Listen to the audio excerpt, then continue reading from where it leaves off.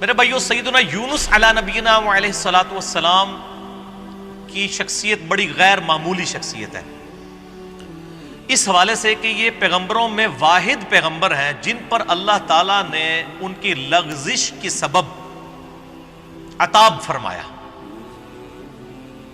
حتیٰ کہ سورۃ الصافات میں آیا کہ اگر یونس علیہ السلام مچھلی کے پیٹ میں ہم سے دعا نہ کرتے، اور وہ دعا آئی سورۃ الانبیاء میں، لا الہ الا انت سبحانک انی کنت من الظالمین، اگر یونس ان الفاظ میں ہمیں نہ پکارتے تو مچھلی کے پیٹ سے اسی دن نکالے جاتے جس دن مردے اپنی قبروں سے نکلیں گے۔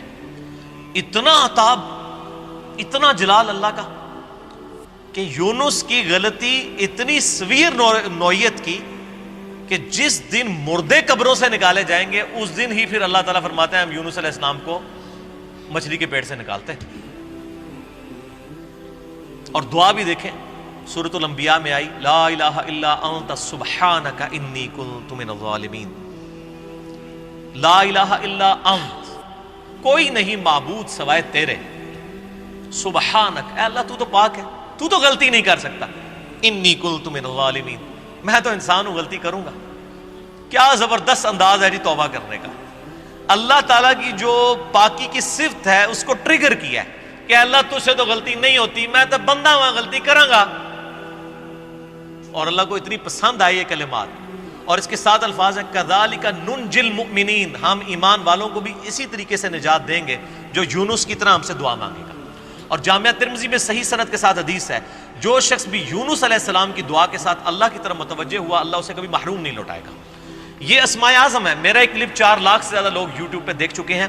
مصیبت اور پریشانی سے بچاؤ کے 3 وظائف، لا الہ الا انت سبحانک انی کنت من الظالمین، حسبنا اللہ ونعم الوکیل، اور یا حی یا قیوم برحمتک استغیث۔ یہ 3 وظائف۔ یونس علیہ السلام سے غلطی جو ہوئی وہ قرآن حکیم میں سورہ یونس کے اندر، سورۃ الانبیاء کے اندر، سورہ الصافات کے اندر اور باقی صورتوں کے اندر ٹکڑوں کی فارم میں، سورہ صاد میں بھی یہ ٹکڑوں کی فارم میں پوری کی پوری ایک ان کی سٹوری آئی ہے، وہ میں کمبائنڈ فارم میں آپ کو بیان کر دیتا ہوں کہ یونس علیہ السلام کو بالکل اگلے پیغمبروں کی طرح اللہ تعالیٰ نے یہ حکم دیا تھا کہ تمہارے جو مخالفین ہیں ان کو جو الٹیمیٹم دیا جائے گا اس کے بعد ان کو تباہ و برباد کر دیا جائے گا۔ لیکن پیغمبر کا یہ کام ہوتا ہے کہ وہ فائنلی اپنا علاقہ چھوڑنے سے پہلے اللہ تعالیٰ کی طرف سے جو پراپر آفیشیل پرمیشن ہے اس کا انتظار کرتا ہے، وہی کی فارم میں۔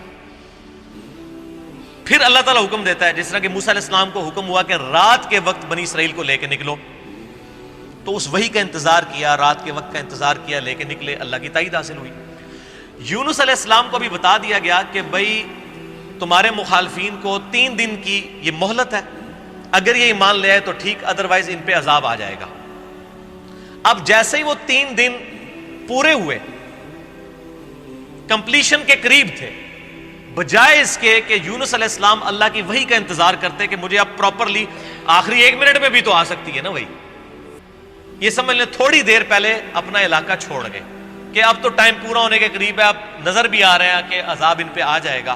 اللہ کی وحی کا انتظار نہیں کیا، اور قرآن کہتا ہے کہ گمان یہ کیا کہ ہم ان پہ گرفت بھی نہیں کریں گے، بالکل آخری وقت تک انتظار کیا تھا نا، اب کس نے لانا تھا ایمان۔ لیکن پیغمبروں کے لیے چھوٹی سی لغزش بھی اللہ کے حضور جو ہے وہ بڑا معاملہ ہوتا ہے، کیونکہ ان کا رتبہ بلند ہوتا ہے۔ اب یہاں سے یہ نکلے غصے میں بھرے ہوئے، اللہ طرف ماتا نکلے اپنی قوم پہ غصے میں، اور گمان کیا کہ ہم ان پہ گرفت نہیں کریں گے، اور یہ سمندری سفر میں نکلے، وہاں سے اپنا علاقہ چھوڑ کے کشتی میں سوار ہوئے۔ کشتی جب سینٹر میں پہنچی تو بہت بڑا سمندری طوفان آیا، اور وہاں پہ یہ ٹریڈیشن تھی کہ کشتی طوفان میں اس وقت پھنستی ہے جب کہ اس کشتی میں کوئی ایسا شخص بیٹھا ہو جو اپنے مالک کی اجازت کے بغیر بھاگا ہو، ایسا غلام جو مالک کی اجازت کے بغیر بھاگا ہو، اس کے لیے وہ قرآن اندازی کیا کرتے تھے۔ قرآن ڈالا، حضرت یونس علیہ السلام کا نام نکلایا، ظاہر ہے وہ بھی تو غلام تھے نا اپنے رب کے، بغیر اجازت کے نکلے ہوئے تھے۔ لوگوں نے کہا نہیں نہیں یونس علیہ السلام ہے، تو نیک شریف آدمی ہے، اس نے تو لوگوں کو بھی نیکی کی طرف بلایا، دوبارہ کوڑا ڈالا جائے، دوبارہ کوڑا ڈالا، پھر یونس علیہ السلام کے نام نکلا، تیسری دفعہ ڈالا، پھر یونس علیہ السلام کے نام نکلا۔ اب لوگوں نے کہا جی ہماری مجبوری ہے، یونس علیہ السلام کو تو پتہ ہی تھا نا، انہوں نے کہا اب یہ آزمائش آ گئی میرے اوپر، ان کو پھینک دیا سمندر میں۔ قرآن کہتا ہے بڑی مچھلی نے ان کو نگل لیا۔ قرآن میں دن نہیں آئے، ہمارے ایک سب کانٹیننٹ میں مشہور ہے کہ 40 دن رہے، تورات میں دن آئے ہیں 3 days and 3 nights۔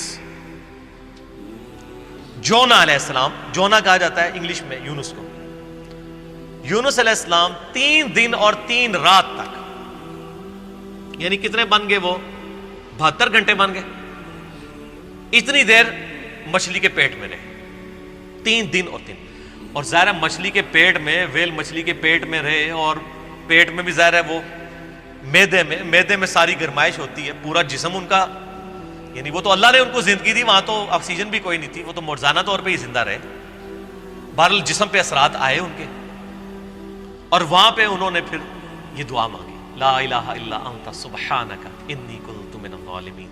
بس یہ پڑھتے رہے، اللہ تعالیٰ بتایا ہمیں اندھیروں میں اس نے پکارا، اور اللہ نے دیکھے ان اندھیروں میں بھی اپنے اس بندے کی ندا کو سنا، کذالک ننجی المؤمنین، اسی طریقے سے ہم مومنین کو بھی نجات دیں گے جو ہمیں پکارے گا۔ اور یہاں پہ وہ کہتے ہیں آیت کریمہ بڑا گرم ہوتا ہے جی، وضو کر کے بیٹھو، خوشبو لاؤ، حالانکہ جس شخص نے یہ پہلی دفعہ پڑھا ہے اس نے خوشبو والی جگہ پہ نہیں پڑھا، مچھلی کے تعفن والی سب سے زیادہ جگہ میدے ہی ہوتی ہے، میدے میں ہی سارا تعفن ہوتا ہے، یہ ڈکار آپ جتنے لیتے ہیں سب کچھ گیسیں ساری میدے میں ہی ہوتی ہے۔ اللہ کے ذکر کے لیے کوئی پروٹوکول نہیں۔ صحیح مسلم میں حدیث ہے کہ نبی علیہ السلام حالت جنابت میں بھی اما عائشہ کہتی ہیں اللہ کو یاد کرتے تھے، اور جامعہ ترمذی اور ابو داؤد میں مولا علی علیہ السلام سے حدیث ہے کہ نبی علیہ السلام کو قرآن پڑھنے سے حالت جنابت کے علاوہ اور کوئی حالت مانے نہیں ہوتی تھی۔ قرآن کے لیے جنابت سے آزاد ہونا شرط ہے، بغیر وضو کے بھی قرآن پڑھ سکتے ہیں، اور باقی اذکار تو جنابت کی حالت میں بھی آپ پڑھ سکتے ہیں، قرآنی دعائیں بھی پڑھ سکتے ہیں قرآن کی نیت کے بغیر، جسٹ ذکر کے طور پہ، کیونکہ آپ جتنے ذکر کر رہے ہیں وہ تو بھی قرآن میں ہے نا، اللہ اکبر بھی تو قرآن کا حصہ ہے، سبحان اللہ بھی ذکر ہے، لیکن اس وقت آپ ذکر کی نیت سے نہیں بلکہ دعا کی نیت سے پڑھتے ہیں، ربنا آتنا فی الدنیا پڑھے، لا الہ الا انت سبحانک انی کنت من الظالمین بے شک پڑھے حالت جنابت میں، دروشی بھی پڑھے، یہ ادھر مشہور کیا جی دروشی بھی مطلب بغیر وضو کے نہیں پڑھ سکتے۔ ہم لوگوں نے کیا باتیں مشہور کی ہیں اللہ کے بندوں، یہ ساری جذباتی ڈاکٹرائنز ہیں، ٹھیک ہے جی۔ دروشی پہ میرا مسئلہ نمبر 56، اور میں آپ کو بتاؤں یہ وہ ڈاکٹرائن ہے جو ہمارے علماء نے کتابوں میں بھی نہیں لکھی ہوئی، صرف عوام کو پٹیاں پڑھانے کے لیے، کچھ ایسے جھوٹ ہیں جو ان کو اتنی شرم آئی کہ کتابوں میں بھی نہیں ہے، صرف پبلک کو پٹی پڑھانے کے لیے، جیسے جی وہ بت رکھ کے آتے تھے اس لیے رفع الیدین ہوتا تھا، اب یہ اتنا بڑا جھوٹ تھا کہ کتاب میں نہیں لکھا انہوں نے۔ بہرحال یہ ان کی جو جعلی اور کمزور روایتیں ان سے زیادہ کارآمد ہے، عام آدمی کو یہی پتا ہے کہ جی وہ جی بت رکھ کے آتے سے چل گیا، شڑول چھوڑی، شڑول چل گئی ہے، دوسری چیز نہیں چلی، اور پھر ہم بھی پھر اس کا جواب پھر شڑول سے ہی دیتے ہیں، اینٹی وینم پھکی الزامی جواب۔ اچھا ہم کہتے ہیں اچھا یار یہ منع ہو گیا تھے عید دی نماز پڑھی جائے کہتے ہیں ہاں تو عید ہی بار بار کر دو، آہو جی اسی تے سوچے ہی نہیں کدے، تو تہاڈی مولوی نے مت ماری ہے نا کہ اس دن جڑا بت رکھ کے آندے ہو تسی، عید والے دن بھی تو آپ کرتے ہیں، پھر وطر کا بھی کرتے ہیں۔ بہرحال میں ایک ضمن بات ذہن میں آ گئی چونکہ مجلس میں پھر اسی طرح گفتگو ہوتی ہے۔ اچھا تو یونس علیہ السلام کو اللہ تعالیٰ نے پھر نجات دی، پھر قرآن حکیم میں آتا ہے کہ مچھلی نے ان کو اگل دیا کنارے پہ، وہاں اللہ نے قرآن حکیم میں آتا ہے ان کے لیے کدو کی بیل اگا دی، ظاہر ہے کہ جسم پورا ایک وہ اثرات کی وجہ سے جسم کے اوپر نئی ایک کھال ان کی اگی، دوبارہ سے ان کے سارے معاملات ہوئے، اور اللہ تعالیٰ نے ان کو ایک نئی زندگی دی اور ان پہ عطا فرمایا، اس کے بعد معاف کر دیا۔ لیکن آپ دیکھیں کہ اس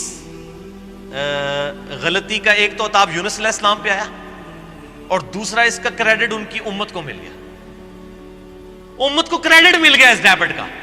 اور سورہ یونس جس کا نام ہی سورہ یونس ہے، اس میں حضرت یونس علیہ السلام کا نام آیا ہے، اللہ طرف آتا ہے کبھی ایسا نہیں ہوا کہ کسی قوم پہ عذاب آ کا فیصلہ ہو جائے اور وہ عذاب ان سے ٹل جائے، الا قوم یونس، سوائے قوم یونس، کہ یونس علیہ السلام کی قوم سے یہ عذاب ٹل گیا۔ کیوں؟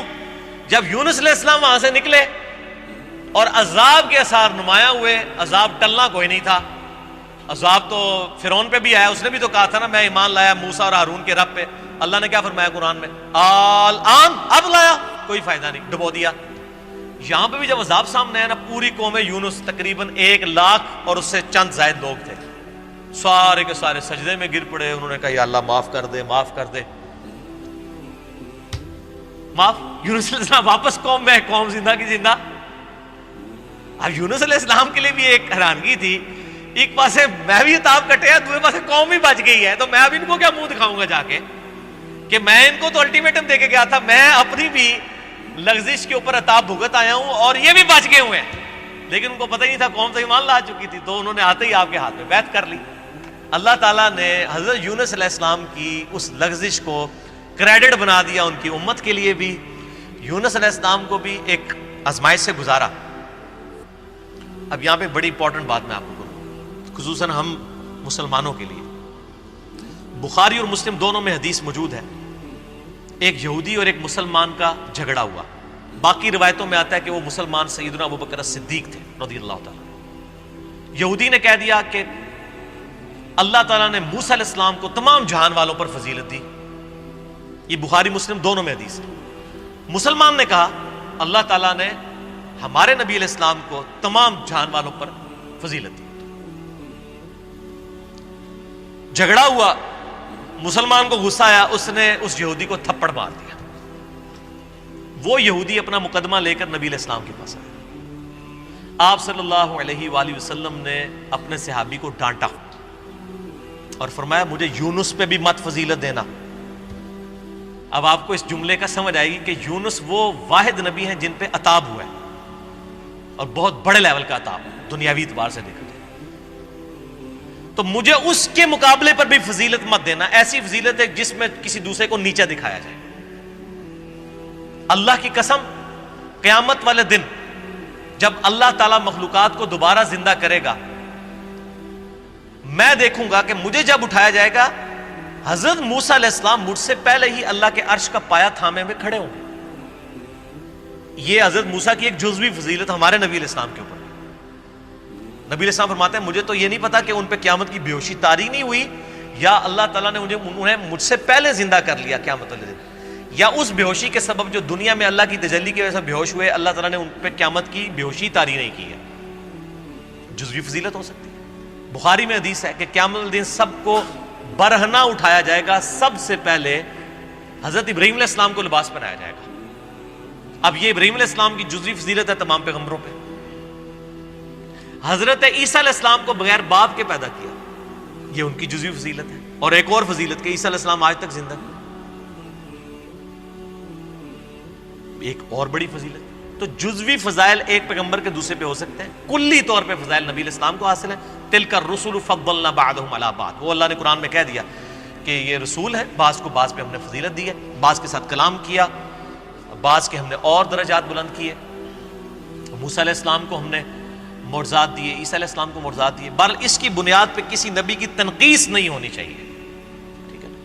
تنقیص کا جب پہلو نکلے گا نا, کمپیریزن آپ شروع کر دیں گے, تو وہ پھر خطرناک معاملہ ہو جائے گا. اس معاملے میں آپ نے اوائڈ کرنا چاہیے. اس لیے میں بارہا کہتا ہوں, میں پرسنلی مجھے یہ سلام بڑا پسند ہے, مصطفیٰ جان رحمت پہ لاکھوں سلام, لیکن اس میں کچھ اشعار ایسے ہیں کہ جو ہمیں اس طرف شائبہ کروا دیتے ہیں کہ یہ گستاخانہ ہے.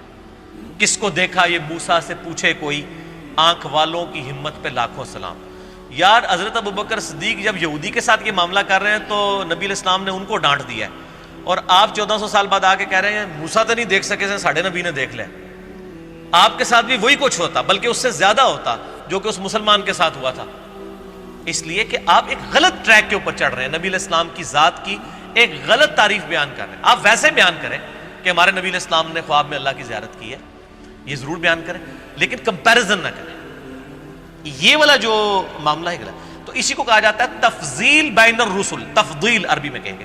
ایک رسول کو دوسرے پہ فضیلت دینا یہ جائز اور حلال ہے, قرآن نے بھی دی ہے. لیکن تفریق بین الرسل, رسولوں میں فرق کر دینا ایمان لانے کے اعتبار سے یا کسی کو اونچا نیچا دکھانے کے فور, یہ حرام ہے.